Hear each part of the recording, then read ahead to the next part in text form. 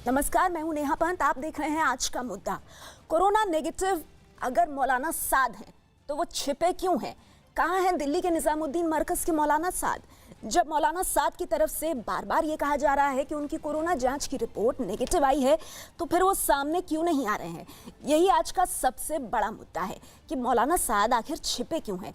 एक नहीं दो बार अपनी कोरोना रिपोर्ट करवा चुके हैं वो। उनके वकील कह रहे हैं कि दोनों रिपोर्ट में वो नेगेटिव है। अगर वाकई में इस तरह की स्थिति है तो मौलाना साद जांच एजेंसियों से छिपते क्यों फिर रहे हैं? तबलीगी जमात के प्रमुख मौलाना साद की कोरोना रिपोर्ट 2 बार नेगेटिव आने का दावा किया है, किसी और ने नहीं, उनके वकील ने। लेकिन दिल्ली पुलिस का यह कहना है कि रिपोर्ट मिलने के बाद ही आगे की कार्रवाई की जाएगी। अब देखिए आप पेज क्या है कि मौलाना साद के वकील का यह कहना है कि जब क्राइम ब्रांच रिपोर्ट मांगेगी तो उनको रिपोर्ट सौंप दी जाएगी। बताया जा रहा है कि पुलिस किसी सरकारी और मान्यता प्राप्त अस्पताल की रिपोर्ट ही चाहती है, जबकि अभी पहली बार निजी लैब से टेस्ट करवाने के बाद मौलाना साद ने दूसरी जांच कहां से करवाई है, इसके बारे में कोई जानकारी नहीं है। मौलाना साद की ओर से इस बारे में कोई जानकारी नहीं मिली है। तो अब सवाल ये उठ रहा है कि मौलाना साद किसी सरकारी अस्पताल से क्या अपनी रिपोर्ट लेकर आए हैं, और अगर ये रिपोर्ट उनके पास है तो फिर मौलाना साद पुलिस के पास एक अच्छे शहरी, एक अच्छे नागरिक की तरह क्यों नहीं जा रहे अपनी रिपोर्ट लेकर? इस खबर पर आज हम बड़ी चर्चा करेंगे। यही है आज का सबसे बड़ा मुद्दा कि मौलाना साद क्यों छिपे हुए हैं। हमारे साथ आज की इस बड़ी खबर पर बीजेपी के प्रवक्ता राजीव जेटली मौजूद हैं, उधर तबलीगी जमात के प्रवक्ता मुजीबुर रहमान हमारे साथ हैं, विश्व हिंदू परिषद के प्रवक्ता विजय शंकर तिवारी जी भी हमारे साथ जुड़ गए हैं, टेलीविजन स्क्रीन पर आप देख पा रहे हैं, और हिंदुस्तानी आवाम मोर्चा के दानिश रिजवान भी हमारे साथ हैं। इसके अलावा हमारे साथ दिल्ली से हमारे सहयोगी दीपक बिष्ट जुड़ गए हैं और मुंबई से विवेक गुप्ता जुड़े हैं। मुंबई से भी एक बड़ी खबर आ रही है, उसका हम रुख करेंगे, लेकिन उससे पहले दीपक, मैं आपके पास आना चाहूंगी। हर भारतीय के मन में इस वक्त ये सवाल है कि मौलाना साद जो खुद को मरकज का प्रमुख बताते हैं, बड़ी बड़ी बातों का दावा करते हैं, एक अच्छे शहरी होने के नाते चुपचाप पुलिस के पास जाकर के अपनी सफाई पेश क्यों नहीं कर रहे हैं, अपनी रिपोर्ट पुलिस को क्यों नहीं दे रहे हैं? बिल्कुल निश्चित तौर पर नेहा, क्योंकि देखिए मौलाना साद ने पिछले एक हफ्ते में लगातार 3 ऑडियो क्लिप्स जारी की थी और उस ऑडियो क्लिप में ये भी बताया था कि तबलीग जमात से जुड़े लोग सरकार को, प्रशासन को पूरा सहयोग दे, क्योंकि देश के अलग अलग इलाकों में तबलीग जमात के लोगों के द्वारा जिस तरह की हरकतें सामने आई थी, उसके बाद उनका ये ऑडियो क्लिप जारी हुआ था। बावजूद इसके वो खुद सामने नहीं आए। अभी तक क्राइम ब्रांच का कहना है कि उन्हें जब बुलाया जाएगा वो आ जाएंगे, लेकिन दूसरी तरफ जो नेगेटिव रिपोर्ट की बात की जा रही है कि उनको कोरोना टेस्ट की जो रिपोर्ट है वो नेगेटिव है, ये दावा किया जा रहा है उनकी लीगल टीम के द्वारा। हालांकि क्राइम ब्रांच के पास अभी तक ये रिपोर्ट नहीं पहुंची। उनका कहना है कि जब तक सरकारी अस्पताल नहीं देगा तब तक वो उस रिपोर्ट पर विश्वास नहीं करेंगे। तो कहीं ना कहीं मौलाना साद को सामने आना जरूरी है, क्योंकि जब वो इतने अच्छे संदेश देने की यहाँ पर लोगों को कोशिश कर रहे हैं तो खुद भी सामने आना चाहिए था। जी बिल्कुल दीपक, ये अहम जानकारी आप हमें दे रहे हैं कि मौलाना साद छिप क्यों रहे हैं। देखिए सबसे बड़ा सवाल यही है, आप एक नहीं 2 बार कोरोना जांच करा चुके हैं, आपके वकील दावा कर रहे हैं कि आपकी जांच रिपोर्ट नेगेटिव आई है, सब कुछ अगर पाक साफ है तो एक अच्छे शहरी की तरह भाई आप पे इतनी केसेस चल रहे हैं, मनी लॉन्ड्रिंग का केस आपके ऊपर चल रहा है, आपको तो सबसे पहले जाकर के पुलिस के सामने सरेंडर करना चाहिए। मौलाना साद इस सब से बच क्यों रहे हैं? इस वक्त एक और बड़ी खबर आ रही है मुंबई से, जहां पुलिस ने बांद्रा इलाके से तबलीगी जमात से जुड़े 11 लोगों को गिरफ्तार किया है। गिरफ्तार किए गए तबलीग के सभी लोग इंडोनेशिया के नागरिक बताए जा रहे हैं। इन 11 लोगों में से एक कोरोना पॉजिटिव है और इन सभी को 10 दिन के क्वारंटीन के बाद गिरफ्तार किया गया है। दरअसल इन सभी लोगों को आज मुंबई की कोर्ट में भी पेश किया जाएगा। इन लोगों पर हत्या की कोशिश का आरोप लगा है, क्योंकि इन लोगों ने मरकज में जाने की अपनी बात छिपाई, जबकि इनमें से एक आदमी कोरोना पॉजिटिव था। हमारे साथ इसी खबर पर संवाददाता विवेक गुप्ता जुड़ गए हैं। विवेक, बड़ा सीधा सा सवाल है, ये बहुत बड़ी चुनौती बना हुआ है। अब देखिए इंडोनेशिया के नागरिक तबलीगी जमात में शामिल हुए, सरकार अपील करती रही कि भाई जो मरकज में गए हैं सामने आइए, आपकी ही स्वास्थ्य की वजह से हम ये कह रहे हैं, पर फिर भी ये लोग छिपे हुए रहे और अब 11 लोगों को गिरफ्तार करके आज कोर्ट में पेशी होगी इनकी। बिल्कुल सही कहा है आपने। देखिए तबलीगी जमात को लेकर पूरे हिंदुस्तान में हाहाकार मचा हुआ था और प्रशासन और हर एक राज्य की पुलिस ये सबसे गुजारिश कर रही थी कि जिन लोगों ने दिल्ली के निजामुद्दीन में मरकज में हिस्सा लिया है वो खुद सामने आए, ताकि जो कोरोना वायरस का जो जहर है वो दूसरी जगह ना फैले। उसके बावजूद भी कई लोग ऐसे थे जो बाहर नहीं आ रहे थे और जिसकी वजह से अलग अलग राज्यों की पुलिस ने छापेमारी कर सबको बाहर निकाला और सबको गिरफ्तारी की। इसी में महाराष्ट्र पुलिस और मुंबई पुलिस ने कई जगह पे छापेमारी कर इससे पहले भी लगभग पूरे महाराष्ट्र से लगभग 1500 जमातियों को गिरफ्तार किया था। और ये जो पूरा ऑपरेशन हाल ही में हुआ है वो मुंबई के जो बांदा पुलिस स्टेशन के अधिकारी हैं उन्होंने किया था। 23 तारीख को उन्हें जानकारी मिली कि एक होटल में 11 जो नागरिक हैं वो दिल्ली के तबलीगी जमात में हिस्सा लिए हुए थे और उसी होटल में वो रुके हुए हैं। और बताया जा रहा है कि उनकी जो फ्लाइट बुकिंग थी वो मुंबई से थी, लेकिन एयरलाइंस बंद होने की वजह से वो उसी होटल में अटक चुके थे। उसके बाद मुंबई टीम, डॉक्टरों की टीम वहां पे पहुंचती है और 11 लोगों को हिरासत में लेती है। हिरासत में लेने से पहले ही उन सबको क्वारंटाइन किया जाता है और क्वारंटाइन जब रिपोर्ट आती है, सबकी मेडिकल रिपोर्ट आती है, तो काफी चौंकाने वाली बात आती है कि 11 में से एक की रिपोर्ट है वो पॉजिटिव है, यानी कि बाकी की जो 10 है अब उनकी फिर से टेस्ट कराए जाएंगे। और सबसे जो चौंकाने वाली बात नेहा इसमें एक और है कि सभी के सभी विदेशी हैं और जब वीजा चेक किया गया था तो वीजा के अनुसार ये एक बिजनेस टूर पे आए थे, लेकिन बिजनेस टूर का उल्लंघन करने के बाद ये बाकायदा मरकज में जाते हैं, हिस्सा लेते हैं, हिस्सा लेने के बाद मुंबई के एक होटल में भी रुकते हैं, यानी कि कोई इनका बिजनेस टूर नहीं था। देखिए, सबसे बड़ा सवाल जो है यहाँ पे उठ रहा है कि आखिर मौलाना साद हो या फिर तबलीग के कई जमाती हों, इतनी बड़ी समस्या क्यों बन गए हैं? आखिर खुद को क्यों छिपा रहे हैं? हमारे साथ इस वक्त मौजूद हैं तबलीग के प्रवक्ता मुजीबुर रहमान। मुजीबुर रहमान, ये बताइए, बाकियों का तो छोड़िए, आप, बहुत सीधा सा सवाल है कि मौलाना साद जो कहते हैं कि मैं अल्लाह का संदेश, धर्म का संदेश लोगों को देता हूँ, उनको इतनी सी बात समझ नहीं आती कि अगर वो एक अच्छे शहरी हैं, अच्छे नागरिक हैं, तो ये छिपा छिपी का क्या खेल खेल रहे हैं? सीधे जाएं पुलिस के पास और अपने आरोपों पर सफाई दें। तो मैं आपको बता दूं, कोई छुपा छुपी का खेल नहीं खेला जा रहा है। कानून अपना काम कर रहा है, कानून का एक काम करने का तरीका होता है और मौलाना साहब उसमें पूरा कोऑपरेट कर रहे हैं। दूसरी चीज रहा सफाई देने की, तो ये कोई खेल नहीं है कि जाके थाने में सफाई दे दी जाएगी, ऐसा नहीं होता है। पुलिस अपनी तफ्तीश करेगी, जो भी उन्होंने इल्जामात लगाए हैं अब उसको साबित भी करना पड़ेगा, उसके लिए सबूत इकट्ठे करेगी, आपको ये कानून वानून की जानकारी कहाँ से है? नहीं मुजीबुर रहमान, आप तो तबलीगी जमात के प्रवक्ता है ना, आपको सब पता है, एडवोकेट भी हूं, आपको सब पता है।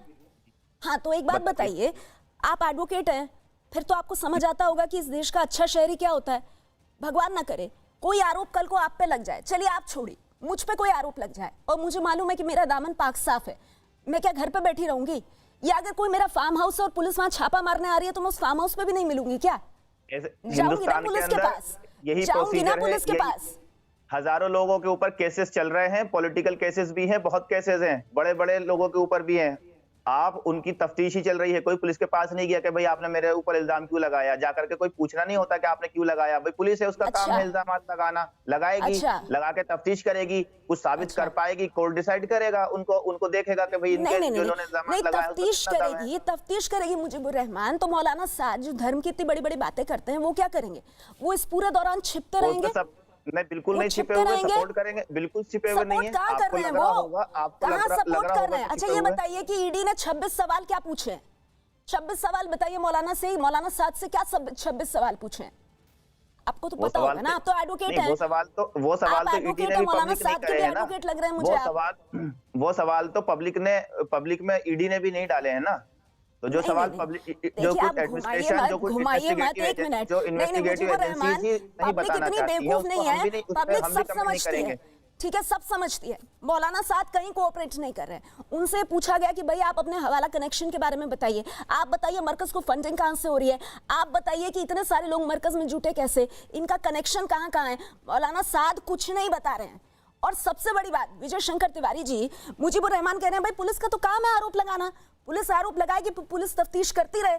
अब पुलिस ने आरोप लगा दिया तो जो धर्म के लिए अपने आप को सर्वा कहते हैं मौलाना साद, वो थोड़ी जाएंगे पुलिस के पास जवाब देने। वो क्यों जाएंगे? पुलिस भटकती रहे इधर उधर, ये तर्क गले उतरता है किसी के?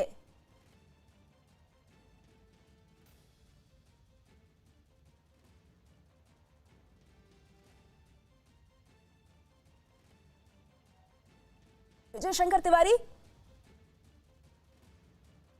साथ दे रहे थे, ये लिखा जाएगा। और इसके पहले ये जैसे मौलाना साद छुपे हुए हैं, आपको ध्यान में जाकिर नाइक में भारत में एक आतंकवाद की फैक्ट्री चला रहे थे और जब उनसे भारत सरकार ने पूछना शुरू किया तो भारत छोड़ के भाग गए। ये मौलाना साद भी ऐसे समय में इन्होंने कोरोना वायरस फैलाने का और उसका साथ दिया है जब सारी दुनिया तंग है, सारी दुनिया परेशान है। तो आखिर इनका चरित्र क्या है? जब बात में कुरान की बात करते हैं, बात बात में अपनी आयतों की बात करते हैं, बात बात में इस्लाम की बात करते हैं, लेकिन जब भारत संकट में खड़ा है तब ये संकट को बढ़ाने का काम कर रहे हैं। कैसे भारत इनका विश्वास करे नेहा? देखो, सारे के सारे मुसलमान इसके दोषी नहीं हैं, ये आप भी जानते हैं, हम भी जानते हैं, लेकिन आज हालत ये हो गई है कि सड़कों में सब्जी खरीदने वाले लोग भी इनसे आधार कार्ड मांगते हैं कि मुसलमान तो नहीं है, फल की दुकान में जाकर मुसलमान तो नहीं है, अपने घर में काम कराने के लिए मुसलमान तो नहीं है। आखिर ये परिस्थिति तैयार करने वाले वो खुद जिम्मेवार हैं, वो बहुत सज्जन शहरी भी जिम्मेवार हैं। क्यों सड़कों पे निकल कर नमाज पढ़ने तो सड़कों में निकल रहे हैं, लेकिन मौलाना साद का विरोध करने के लिए विजय शंकर तिवारी, एक बात तो मैं बहुत साफ कर दूं कि धर्म से इसका कोई लेना देना है ही नहीं, हिंदू मुस्लिम की बात है ही नहीं। ये तो तबलीगी जमात के वो सदस्य हैं और तबलीगी जमात के वो प्रमुख हैं जो खुद को धर्म का सर्वे सर्वा बताते हैं, अल्लाह की बड़ी बड़ी बातें करने का दावा करते हैं, और जब एक अच्छे शहरी, एक अच्छे नागरिक की तरह शासन प्रशासन का पालन करने की बात आती है तो गायब हो जाते हैं, रफू चक्कर हो जाते हैं मुजीबुर रहमान।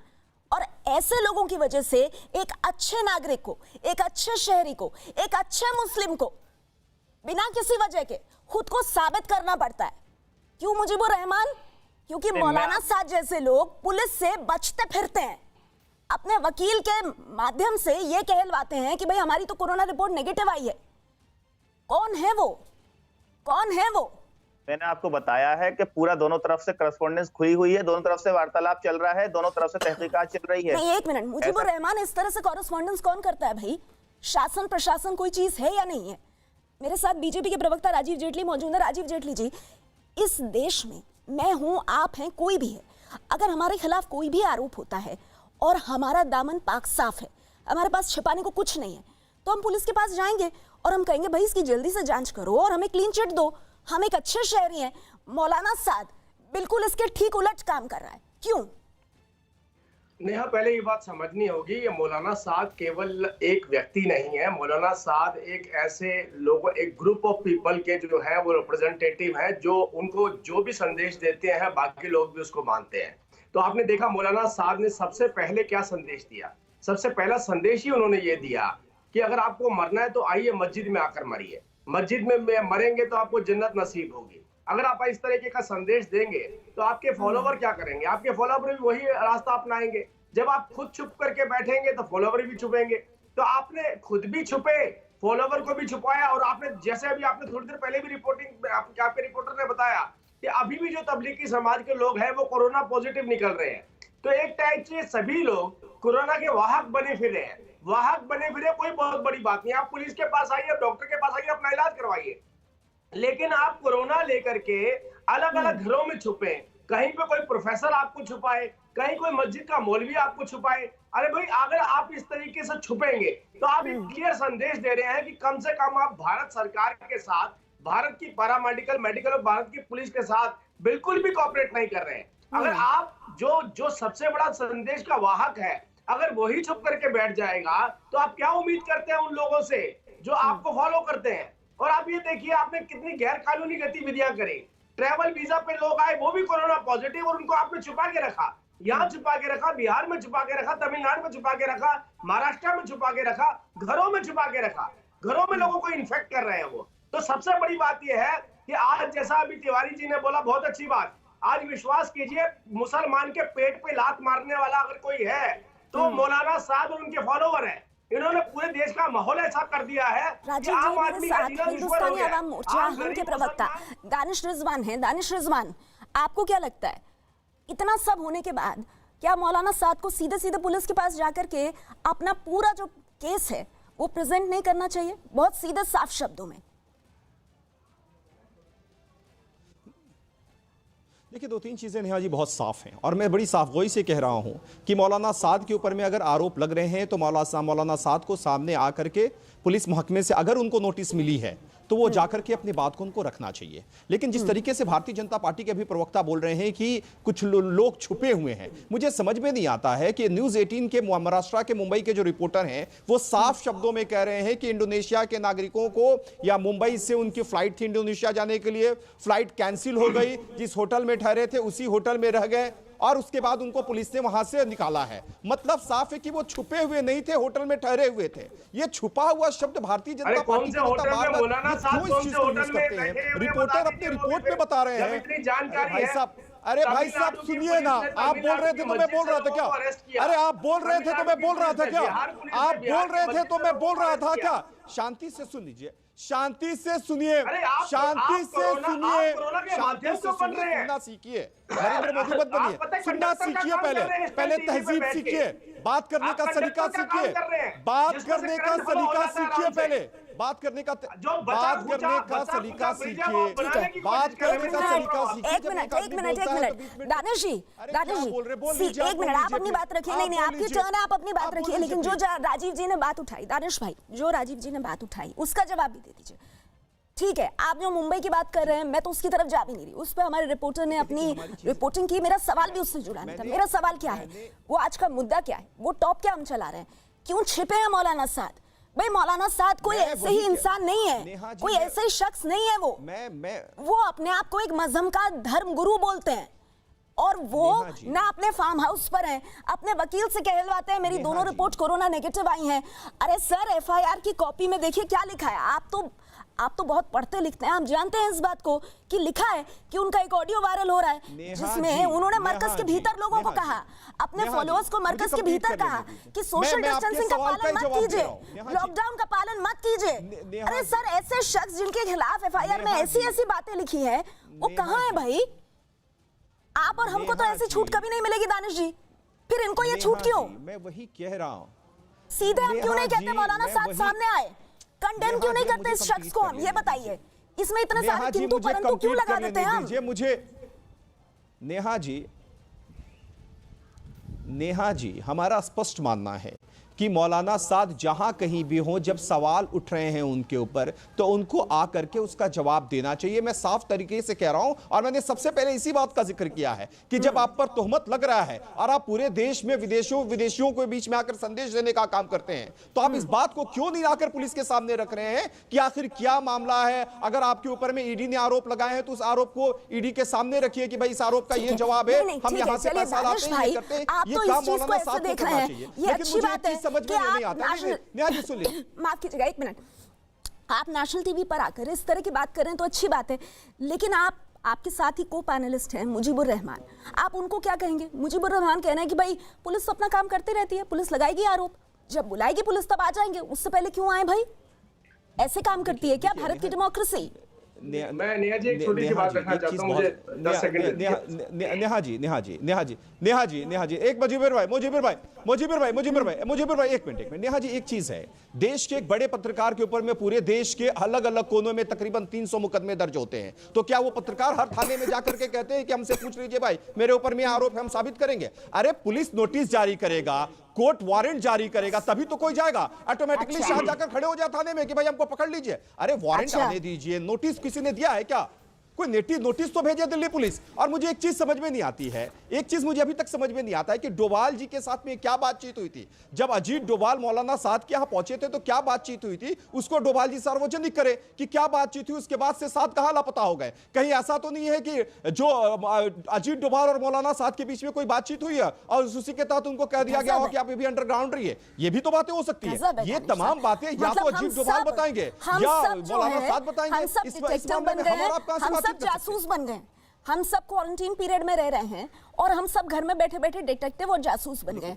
इतनी बड़ी एफआईआर की कॉपी है जिसमें ऐसे ऐसे आरोप हैं कि जिस समय हम कोरोना से लड़ रहे हैं, हम ही नहीं पूरा विश्व लड़ रहा है, अगर ऐसे आरोप किसी पर भी लग जाएं कि जानबूझकर मरकज के अंदर लोगों को इकट्ठा किया, मुंह जवानी वार्निंग दी, इसके अलावा और भी तरह तरह की वार्निंग्स दी गई, लिखित में वार्निंग दी गई दानिश भाई, लेकिन मौलाना साद को जब तक पुलिस जहां भी वो छिपे हैं, जिस बिल में वो छिपे हैं, वहां आकर पुलिस जब तक हाथों में हथकड़ी लगाकर या गिरफ्तार करके नहीं ले जाएगी, तब तक मौलाना साद नहीं जाएंगे। पुलिस ढूंढे ना नेहा जी, हम और आप डिस्कशन कर रहे हैं। इतनी बड़ी एफआईआर ये देश में किन नामर्दों की सरकार है? कोई भी अच्छा शहरी, कोई भी शरीफ शहरी ऐसे आरोपों को बर्दाश्त नहीं कर सकता, नींद नहीं आएगी। और मौलाना साद ऑडियो पे ऑडियो जारी कर रहे हैं, बाकी फॉलोअर्स को कह रहे हैं भैया तुम पुलिस की तुम मदद करो, लेकिन खुद कब आएंगे सामने, ये बड़ा सवाल है। दीपक मेरे साथ मौजूद है। दीपक, ये बताइए क्या इस एफआईआर को, जिस एफआईआर की कॉपी मेरे पास है, जो एफआईआर आपने हम तक पहुंचाई है न्यूज़ 18 तक, क्या इस एफआईआर को वाकई में हल्के में लिया जा सकता है? बिल्कुल नहीं नेहा, क्योंकि देखिए कहीं ना कहीं गिरफ्तारी का डर मौलाना साद पर इस वक्त है, क्योंकि क्राइम ब्रांच जिस तरह से उनके खिलाफ ये सेक्शन लगा चुकी है, उसके बाद दूसरा जो ईडी की तरफ से कार्रवाई हुई है, उसके बाद मौलाना साद पूरी तरह से घिर चुके हैं। कहीं ना कहीं उन्हें जवाबदेही है और इतने बड़े स्तर पर जो फंडिंग हुई है उसको लेकर ईडी ने जांच करी है और लगभग 9 लोगों से जो करीबी हैं मौलाना साद के, उनसे पूछताछ हो चुकी है। तो कहीं ना कहीं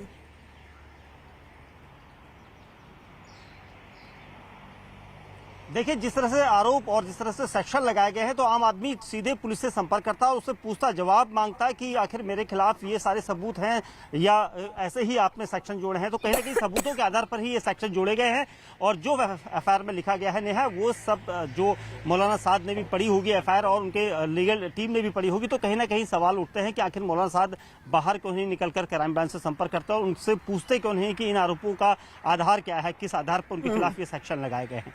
तो कहीं ना कहीं जो गलती हुई है उसका यहाँ पर एफआईआर में पूरे तरह से एफआईआर बनाई गई है। जी मुजीबुर रहमान, सुन रहे हैं आप? अब बड़ा सीधा सवाल, एक आम आदमी अगर ये सब कुछ करता, अगर एक आम आदमी से ये अपेक्षा की जा रही है, तो मौलाना साद को इतना स्पेशल ट्रीटमेंट क्यों? वो अलग है?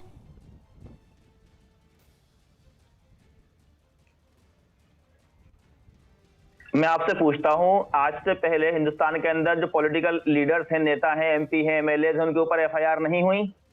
क्या उन्होंने जाके सरेंडर कर दिया अगले दिन कि भाई मेरे ऊपर एफआईआर हो गई, आप मुझे सजा दे दीजिए?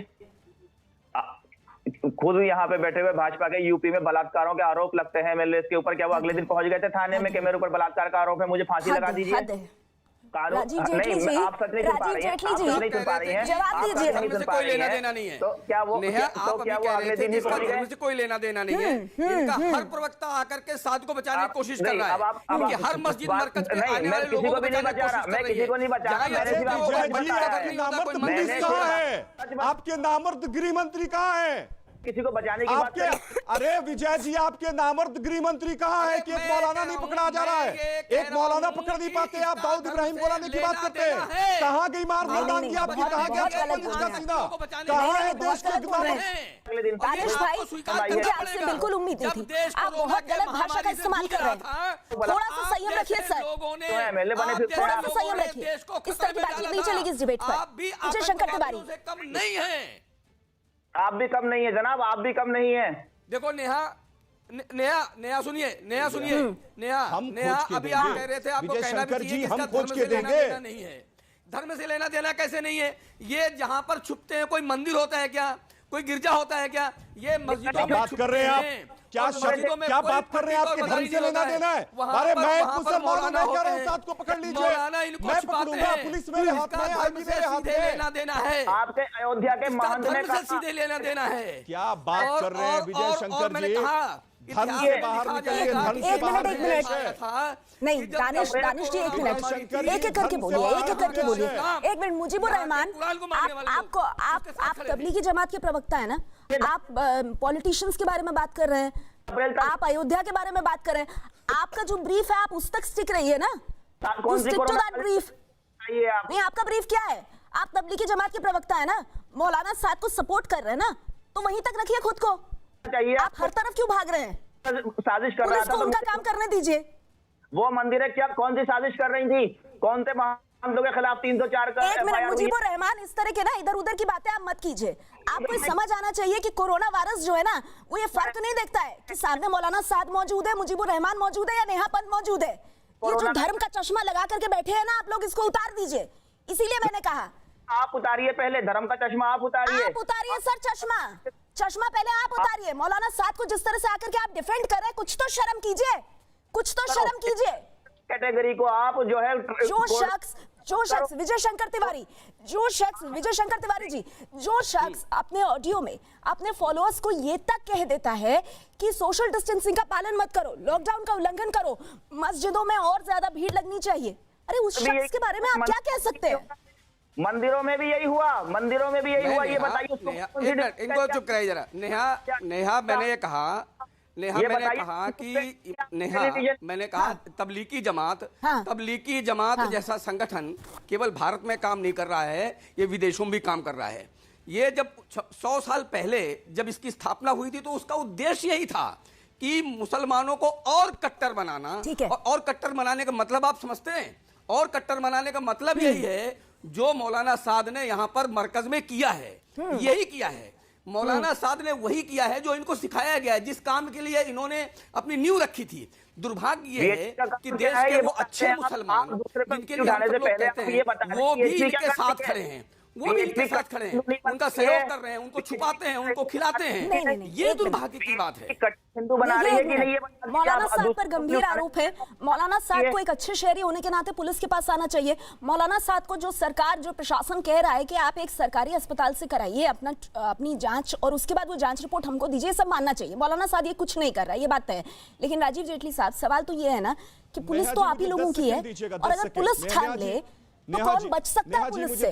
देख रहे हैं आज आप मुजीबुर रहमान क्या कह रहे हैं। मुजीबुर रहमान कह रहे हैं पुलिस पकड़े उनको।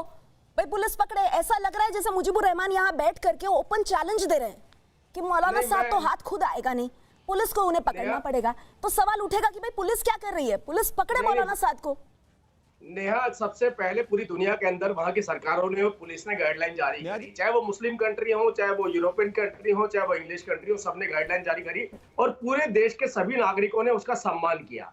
आप ये देखिए, हमारे देश के अंदर इससे बड़ी विपदा शायद पहले कभी नहीं आई होगी, आज जिस घड़ी से हम गुजर रहे हैं। इस वक्त पे जब पुलिस ने गाइडलाइन जारी करी, सरकार ने गाइडलाइन जारी करी, तो इस देश के बच्चे बच्चे ने देखा किन लोगों ने साथ दिया और कौन लोग उसकी खिलाफत में खड़े हो गए। बहुत देश के अंदर बहुत सारी मस्जिद मदरसों के अंदर पुलिस के ऊपर, पैरामेडिकल स्टाफ के ऊपर पत्थर मारे गए। और ऐसे ऐसे प्रवक्ता टीवी पे बैठेंगे तो उनको बल मिलेगा जो उनको डिफेंड करते हुए नजर आ रहे हैं। तो एक संदेश बिल्कुल साफ जा रहा है, वही संदेश जा रहा है कि कुछ लोग इस देश के अंदर ऐसे हैं जो इस देश में विपदा की घड़ी में भी देश के साथ नहीं रहने वाले। नहीं राजीव जी, मेरा सवाल कुछ और है। राजीव जी, मेरा सवाल बहुत साफ था।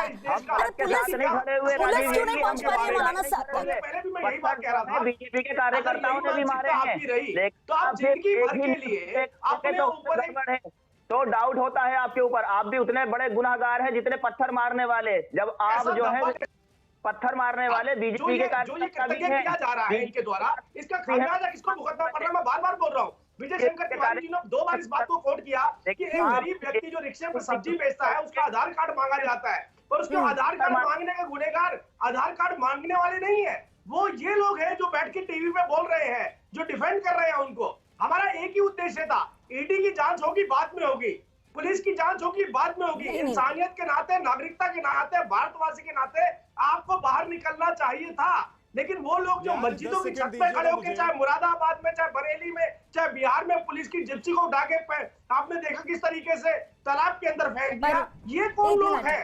राजीव जी, राजीव जी, बड़ा सीधा सवाल है मेरा। राजीव जी, बड़ा सीधा सवाल है मेरा। आप कह रहे हैं ये होना चाहिए, वो होना चाहिए। अरे भाई नहीं हो रहा ना। मौलाना साद उस तरह का शख्स नहीं है। मौलाना साद के 2 चेहरे हैं, हमें मान लेने चाहिए। एक चेहरा वो अपने फॉलोअर्स के लिए रखता है, जिसमें वो उनको अनाप शनाप अनर्गल बातें बोलता रहता है कि लॉकडाउन मत मानो, मस्जिद के भीतर और भीड़ लगाओ, ठीक है। और दूसरा चेहरा वो है जहां पे वो पाक साफ बनने की कोशिश करता है लेकिन पुलिस के सामने नहीं आता। मेरा सवाल आपसे सीधा था राजीव जी, पुलिस को तो कम से कम अब ढूंढ निकालना चाहिए मौलाना साद को। कब तक छापे ही पड़ते रहेंगे? नहीं, बिल्कुल नेहा जी, बिल्कुल आपने बिल्कुल ठीक बात बोली है। पुलिस पूरी कोशिश में है कि उनको निकाला जाए, उनको जेल की सलाखों के पीछे डाला जाए। उनके फॉलोअर्स को ऑलरेडी डिटेन किया गया है, उनके फॉलोअर्स को ट्रैक किया गया, उनके फॉलोअर्स को सजाएं भी दी गई है, उनके फॉलोअर्स के ऊपर कार्रवाई भी की गई है। और मौलाना साद भी बचने वाले नहीं है, मौलाना साद भी बचने वाले नहीं है। मौलाना साद ने दिखा दिया, मौलाना साद और उन चंद लोगों ने, मैं दोबारा चंद शब्द यूज कर रहा हूँ जो राजीव जी, मैं आपको 1 मिनट के लिए रोकना चाहूंगी। देखिए, मौलाना साद के ऊपर जो भी आरोप हैं, अब ये जिम्मेदारी पूरी तरह से पुलिस की है कि मौलाना साद पर शिकंजा कसा जाए, क्योंकि कोरोना के संकट में हमारी पूरी जो ताकत है वो इससे लड़ने में होनी चाहिए, ना कि इस तरह के लोगों को जो मुसीबत को और बढ़ा रहे हैं उनको एक चुनौती के रूप में प्रशासन के सामने रखने की। विवेक, मेरे सहयोगी इस वक्त कोई बड़ी अपडेट हमसे शेयर करना चाहते हैं। जी विवेक। नेहा देखिए, आपको बताना चाहेंगे और जो पैनल पे लोग बैठे हुए हैं, दानिश जी हैं या फिर तबलीगी जमात के स्पोक पर्सन है, उनको हम बताना चाहेंगे कि मुंबई पुलिस की इन्वेस्टिगेशन में ये जो खुलासे हो रहे हैं, ये पता चला कि जो 11 लोग गिरफ्तार हुए हैं जो इंडोनेशिया की तबलीगी जमात में दिल्ली में गए थे, मरकज में शामिल हुए थे, वो मुंबई के अलग अलग हिस्सों में भी गए हैं। सोचिए, मुंबई पुलिस ने खुलासा किया कि मुंबई के धारावी इलाके में मस्जिद में वो वहां पर लोगों के साथ गए। अब सवाल ये सवाल हो रहा है, नेहा आप दानिश जी से पूछ सकती हैं, जो तबलीगी जमात के स्पोक पर्सन जो हमारे पैनल पे बैठे हुए हैं, अगर उनको क्वारंटाइन करने की जो क्वारंटाइन को रूल को तोड़ा क्यों गया, लॉकडाउन को तोड़ा क्यों गया? नहीं विवेक, ये लाख टके का सवाल है। और जो लोग अब भी समर्थन और कहीं ना कहीं एक सपोर्ट, एक सिंपैथी रख रहे हैं, उनसे ये सवाल बिल्कुल होना चाहिए। आप ही का सवाल मैं लेकर जाऊंगी, लेकिन इससे पहले क्योंकि लखनऊ से एक बड़ी खबर आ रही है, अपने दर्शकों को एक खबर हम दे दें। लखनऊ से वहां पर मुख्यमंत्री योगी आदित्यनाथ अब से कुछ देर बाद तबलीगी जमात से जुड़े लोगों के हंगामे पर एक बैठक करने जा रहे हैं। दरअसल कुछ दिन पहले कानपुर और उससे पहले गाजियाबाद से खबरें आई थी कि अस्पताल में भर्ती तबलीगी जमात के लोगों ने नॉनवेज खाने की मांग को लेकर हंगामा किया था, और इसके बाद मुख्यमंत्री योगी आदित्यनाथ ने तबलीग से जुड़े लोगों पर कार्रवाई के लिए समीक्षा बैठक की बात कही है। अजीत हमारे साथ जुड़ गए हैं। अजीत, कल ही आप ये जानकारी दे रहे थे कि इस तरह से कानपुर के जो 2 अस्पताल हैं, जबरदस्त हंगामा हुआ है, सुरक्षा कर्मी वहां पर मदद की गुहार लगा रहे हैं, और ये कोरोना से संक्रमित जो तबलीगी जमात के लोग हैं ये नॉनवेज की मांग कर रहे हैं। यानी इस पूरे मामले को योगी आदित्यनाथ बहुत ही गंभीरता से ले रहे हैं। देखिए, बिल्कुल नेहा, सीएम ने साफ कर दिया है कि जो लोग इस तरह अस्पतालों में भत्ता कर रहे हैं, खाने को लात मार रहे हैं, जबकि वो कोरोना पॉजिटिव केसेज हैं और लगातार उनकी तरफ से भत्ता सामने आ रही है। सीएम आपसे थोड़ी देर बाद यानी 10:30 बजे एक बैठक उन्होंने बुलाई, जिस पे चर्चा तो सीएम ने साफ कर दिया कि ये लोग जो अस्पताल में है भत्ता कर रहे हैं, इनके ठीक होने के बाद इन्हें सीधे जेल भेजा जाएगा। इनके खिलाफ आपदा अधिनियम के तहत मुकदमे भी कायम किए जा रहे हैं, आपका भी लगाया जाएगा। सीएम किसी तरह की छूट तबलीगी जमात के लोगों को देने के मूड में नहीं है। पुलिस को भी कहा कि इनको ढूंढकर घरों से निकालिए, सीधे जेल भेजें। बिल्कुल, तो अजीत ये जानकारी दे रहे हैं कि तबलीगी जमात के लोगों के हंगामे पर मुख्यमंत्री योगी आदित्यनाथ जल्द ही समीक्षा बैठक करने वाले हैं, और इस मामले को योगी आदित्यनाथ उत्तर प्रदेश के मुख्यमंत्री काफी गंभीरता से ले रहे हैं। दानिश जी, मैं आपके पास आऊंगी, और जो बात विवेक कह रहे थे, जो सवाल विवेक का था, आप उसका जवाब दे दीजिए। देखिए, एक चीज बहुत साफ है कि अगर जो लोग भी, मैं साफ तौर से कह रहा हूं कि अगर वो महाराष्ट्र में घूम घूम कर गलियों में जाकर अगर कोरोना फैला रहे हैं, या फिर उत्तर प्रदेश में कोरोना पेशेंट होते हुए क्या बात, इसीलिए कह क्या रहा था बात ये लोग बोल रहे हैं भाई? बोलने दीजिए ना, बोलने दीजिए ना भाई, बचाते हैं जो पुलिस के लिए मुसीबत, बोलने नहीं दीजिए ना। अरे बोलने दो ना यार, किसको बुला लेते हैं आप लोग? ने आज ये बोलने में नहीं देते। ठीक है, नहीं, एक मिनट, ये बोलने शांत हो किसको जाइए बुला आप लेते लोग। हैं आप? एक मिनट, चिल्ला क्यों रहे हैं आप? चिल्ला क्यों रहे हैं? आराम से। दानिश जी, मैं आपके लिए कह रही हूँ राजीव जी को, राजीव जी भी सम्मानित पैनलिस्ट हैं, वो सुनेंगे मेरी बात, वो आपकी बात बोलेंगे, आप अपनी बात पूरी कीजिए। और मुझे अब भी समझ नहीं आ रहा है आप ऐसा क्यों कह रहे हैं कि अगर वो मुंबई में, अगर वो उत्तर प्रदेश में, अब भी अगर मगर की गुंजाइश रह गई है दानिश भाई? ये तो बड़ा साफ है ना, पुलिस बहुत साफ कह रही है कि भाई क्वारंटीन करने को कहा था, लेकिन मुंबई के अलग अलग हिस्सों में घूमते रहे। क्यों घूमते रहे भाई आप? मुझे जवाब दे लेने दीजिए। नेहा जी, मुझे जवाब दे लेने दीजिए। देखिए, 2-3 चीजें बहुत साफ है। अगर जो लोग भी ऐसा कर रहे हैं, उनके ऊपर मैं स्पष्ट तरीके से मैं कह रहा हूं कि पूरे देश में नहीं, पूरी दुनिया में अगर इस तरीके का काम जो कर रहे हैं, उनके ऊपर मैं तुरंत इस तरह के केस लगाकर उनको जेल भेजने का काम करिए। मैं साफ तौर पर कह रहा हूं कि ऐसे लोग जो कोरोना को फैला रहे हैं, वैसे लोगों पर तुरंत कार्रवाई होनी चाहिए। अगर 10-15 लोगों पर कार्रवाई होगी तो ऑटोमेटिकली ये रास्ते पर आ जाएंगे। मैं साफ तौर पर कह रहा हूं। और देखिए, विदेशी जमात के लोग सबसे पहले भारतीय जनता पार्टी शासित बिहार में पकड़े गए थे, दीघा के एक मस्जिद में पकड़े गए थे, 17-18 लोग पकड़े गए थे। लेकिन बिहार में भारतीय जनता पार्टी की पुलिस ने क्या किया कि इस मस्जिद से ले जाकर के दूसरे मस्जिद में ट्रांसफर कर दिया और उनको खुला छोड़ दिया। अब आप मुझे बताइए कि क्या वैसे दोषी पदाधिकारियों पे भी कार्रवाई? राजीव जेटली जी, आप लोगों की सरकार थी, वहां पर खुला छोड़ दिया आपने, हर चीज पर राजनीति। मैं मौलाना साहब की बात कर रही हूं। कितनी चीजें जोड़ेंगे हम? पकड़े जाते हैं तो सवाल नहीं, कितनी चीजें जोड़ेंगे? राजीव जेटली, क्यों हम ये सीधे सीधे नहीं कह सकते कि मौलाना साहब कर रहा है वो गलत कर रहा है, और पुलिस को उसको पकड़ करके हम पकड़ेंगे नेहा जी, हमारी सरकार है, पुलिस हमारा है। ठीक है, ठीक है राजीव जी, जल्दी से। एक बात तो बिल्कुल किसकी है? एक बात तो बिल्कुल स्पष्ट हो गई कि सबसे पहले जहां से पकड़ा गया वो भारतीय जनता पार्टी की सरकार थी। ट्रैवल वीजा पे आज से नहीं आ रहे होंगे, शायद बहुत लंबे वक्त से आ रहे होंगे, और ये बात सबको पता होगी, सब सरकारों को भी पता होगी। ट्रैवल वीजा पे आने के बाद किस तरीके से इस देश की गलियों में भैया घूमना, पकड़कर इस देश जेल की क्यों नहीं मस्जिदों में भेज दिया जाना, आपने? वहां के लोगों को किस तरीके से बरगलाना, आपने दूसरे मस्जिद में क्यों शिफ्ट कर दिया? क्योंकि यहाँ पर एक समर्थन मिलता था राजनीतिक आप तौर पे, दूसरे मस्जिदों में राजनीतिक शिफ्ट कर तौर पे देते। धर्म के प्रचार का क्यों खुली छूट दे रखी है लेकिन आज आपने? जब मुसीबत की घड़ी आई है तो ये मुजीबुर भारतीय रहमान- जनता अरे पार्टी खुली की छूट सरकार क्यों है, दे रखी है आपने? जिसके अंदर मुजीबुर एक- वो रहमान, वीजा सबको लेकर मिला। आते हैं, मुजीबुर पुलिस रहमान, और आप उनको धर्म एक छोटी सी बात, अभी भी मौका है आपके पास, अपील कर दीजिए न्यूज 18 इंडिया के मंच से कि मौलाना साद जहां भी हो पुलिस के सामने आ जाओ। अपील करेंगे मुजीबुर रहमान, किसके सामने आ जाए? न्यूज 18 के सामने? पुलिस के सामने आ जाए। ये देश पुलिस के सामने है वो। ये मैंने देश आपको पुलिस और बताया, सरकारें मैंने चलाती है। आपको- मुजीबुर मैंने रहमान, आपको- किसी नहीं, मैंने गलतफहमी में आपको- ना रहे तो अच्छा रहेगा। आप तो अपील नहीं करेंगे, लेकिन न्यूज सबसे 18 इंडिया पुलिस- लगातार ये अपील कर रहा है कि मौलाना साद जो एक के बाद एक ऑडियो टेप्स जारी कर रहा है, संदेश जारी कर रहा है, बहुत साफ है कि मौलाना साद को जल्दी पुलिस पकड़ेगी और फिर उसके बाद एफआईआर के बेसिस पे जो भी कार्रवाई होगी वो काफी कठोर होगी। इसीलिए एक अच्छे शहरी होने के नाते मौलाना साद को खुद ही पुलिस के सामने आ जाना चाहिए और ये लुका छिपी का खेल बिल्कुल नहीं खेलना चाहिए। और इसीलिए हमारा आज का ये मुद्दा इतना अहम हो जाता है कि अगर आपकी कोरोना रिपोर्ट पॉजिटिव आई है तो पुलिस से क्यों छुप रहे हो साद? क्या है छुपाने के लिए तुम्हारे पास? बहुत बहुत शुक्रिया आप सभी मेहमानों का हमारे साथ जुड़ने के लिए। एक बहुत छोटे से ब्रेक के बाद न्यूज 18 इंडिया पर लौट रहे हैं।